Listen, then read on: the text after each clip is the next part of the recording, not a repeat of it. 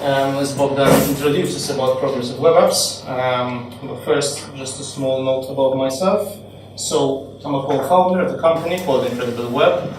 We do software development, and we're lucky enough to be able to focus on a lot of cutting-edge technologies, including Progressive Web Apps, which we are developing for a number of clients worldwide.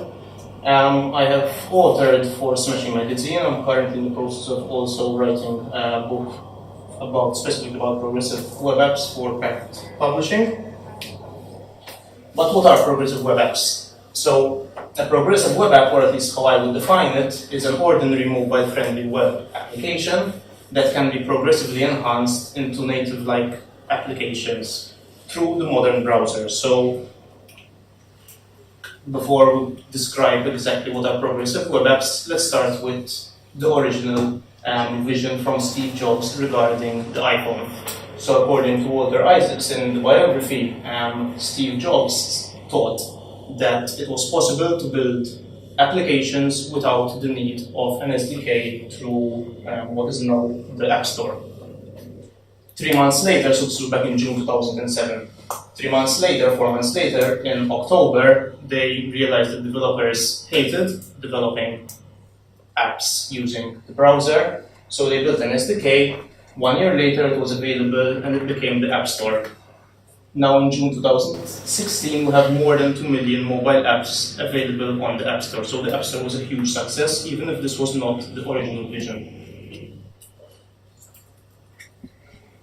However, this has some challenges, native applications. So if you're familiar with native applications, they are a bit trickier compared to web applications. And the reason is that there's a lot of version fragmenting, so you're going to be building something that needs to support many devices and many also different versions of the app. Some people are updating, some people are not updating. And you also have a much bigger plugins, a bigger set of plugins available in the web environment. You've got stuff like NPM, and you've got tons and tons of plugins, and it is much easier to reuse compared to when you are building native applications. In fact, from 2017 developer survey from Stack Overflow, 72% of developers which were interviewed or filled in the questionnaire were web developers, whilst only 23% are mobile developers. And Progressive Web Apps, one of the stronger things about it is that it takes advantage of the web community. Apart from the web technologies, it's also about the web community. When we're developing a native app, it has been estimated that on every step which you add, you're losing 20% of the previous users. Sorry? So if, for example, you've got an app and I go into this website and it says download the app, then I have to go to the App Store, I have to find the app, then I have to download the app, then I have to open the app. In the case of Progressive Web App, you are already on the website, you're already on the app, and you eliminate all these steps. So we're improving the conversion rate, and this has also been seen in Flipkart, which was one of the more successful Progressive Web Apps. And they have a very good conversion rate from people who enter the site to people who continue using the app. It also can hinder the user experience. Times of Malt, I think, have done some updates since then, but for example, on LinkedIn, when you go onto the website from your mobile, it will show you a full screen, try the app, whilst I want to actually use LinkedIn, and this is obviously hindering the user performance, the user experience, and also the conversion rate, because you want people to use your app, not to see this. The second part about the description, so it was a mobile-friendly and progressively enhanced application, is progressive enhancement, and this is a principle of software development. It is not directly related to progressive web apps, as this has been much before Progressive Web Apps and helps any kind of web application. It is to use a structured approach for your website. So Aaron Gustafsson, he describes it as an M&M. So you've got the nut, which would be the HTML and the content. And the HTML and the content, if you're following progressive enhancement, it should always be available on any device with JavaScript, without JavaScript, whatever. Then you add the CSS, or the chocolate in this case, to to make it look better. And eventually you add the outer coating, which is the JavaScript. And over here, this is very common, especially in single page applications, that, for example, a link for a route to go from one page to another, it would be hash, and then it would be managed through JavaScript. And this is obviously a bad example, because a user or a crawler which does not have any JavaScript enabled will not be able to navigate to the site. And this is obviously what we're trying to avoid.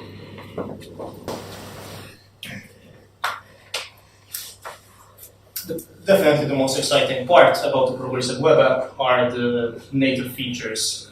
But native features is something just continuously evolving and is being made available by the different browsers bit by bit. One of the more common ones is push notifications. And this is the reason why before we saw like LinkedIn are trying to push their users to go onto the native app rather than to use the website, is mostly because of push notifications. And push notifications has a huge impact on retention. Push notifications are now available on the web, on most browsers. Safari is still a bit trailing behind. However, on Edge, Chrome, and Firefox, they are available in one form or another, through the push API or through the notification API. And you are able to use push notifications outside the app. So you would have closed the website, you'd have closed it from your mobile completely, and someone sends you a message, and you're able to receive a push notification even if the website was not opened. And this is some statistics from Localytics about the impact of a push-enabled app compared to a non-push-enabled app. In e-commerce, it has a 300% increase in conversions. So this is why marketers are always pushing for push notifications when possible. So a progressive web app has a number of properties. These are defined by the Google developers. It has to be progressive, so it has to follow the principle of progressive enhancement. It has to be responsive, which means it has to look good on all form factors, so on all devices. It has to be connectivity independent. So if there is no connection to the internet, it should still be able to run. And we'll go into this through service workers. It has to be app-like. Now app-like, we're talking about both performance, so it has to be high performance, 60 frames per second, should be the performance which we are striving for, and it should also follow the app shell model. It has to be fresh. When there's new content available, it will download the new content rather than keeping the cached content. It has to be safe. It can only run over HTTPS. It has to be installable. So in the case of mobile, it is the add to home screen functionality, which you find on Android Chrome and Android browser. Unfortunately, Safari again is falling a bit behind on this. But what will happen is that you cannot install it, or you can add a shortcut, but it does not affect the user experience. So you're still able to use it. You just miss out on some extra features, and this is the concept of progressive enhancement. It has to be discoverable, another advantage of a web versus mobile. So discoverable means it can be indexed on search engines, and it can be found online. Re-engageable, this is the concept of push notifications. So you can receive a push notification, and you can reopen the app through this notification. And it has to be linkable, so every URL and every state in the app has to have a unique URL. So if you're talking about a messaging app, let's say, and you've got an inbox and a sent, they have to work through two separate URLs, like it would be in the case of an ordinary website. And this is obviously another advantage which you get from web, which you do not have on native. So the app shell model is what you can compare it. So if you're publishing an app to the App Store, the app shell model is in some form the code which you are publishing to the App Store. So if you're publishing something to the App Store, you might have the top navigation and the stuff and the graphics and the assets and the static. But the content itself, if we're talking, let's say, about the newsfeed, the content itself is coming from an API. And this is the concept of the app shell. There are different ways how to implement it. You can follow something very simple. There are online on GitHub, you'll find different ready-made boilerplates for the app shell. And one of the more common ways would be to push a lot of the CSS, which is going to affect the first paint, push it in line so that you have a better improved perceived performance. And then what will happen, it will, through JavaScript, download the remaining CSS. So this is just trying to push the boundaries of the performance, and we'll come to that shortly. Through the app shell model, so I mentioned that we can improve the performance. We can get offline support at the very least. In this case, the app shell, so this part and this part, should be available offline. Content will be available, could be available through IndexedDB or through cache. And this will also improve our data usage. So when reopening the app, I have all the static assets, the HTML, the JavaScript already available. So service workers is probably one of the more exciting technologies which are being used in Progressibe Web Apps. And a service worker is a form of a web worker, which means that it works outside of the DOM of the page. So if you've got your website and you usually have your JavaScript manipulating the stuff inside the page, that is not the case for a service worker or for a web worker. It would exist beneath the application, and in the case of a service worker for a Progressibe Web App, it would be used to intercept fetch requests. So whenever I'm doing a fetch for a file or an asset, the service worker is going to come in the middle. This guy is looking for a file. Let me check if I have it in the cache. If I have it in the cache, it is from the cache, or I can manipulate it. Or else I will perform the normal network request as usual.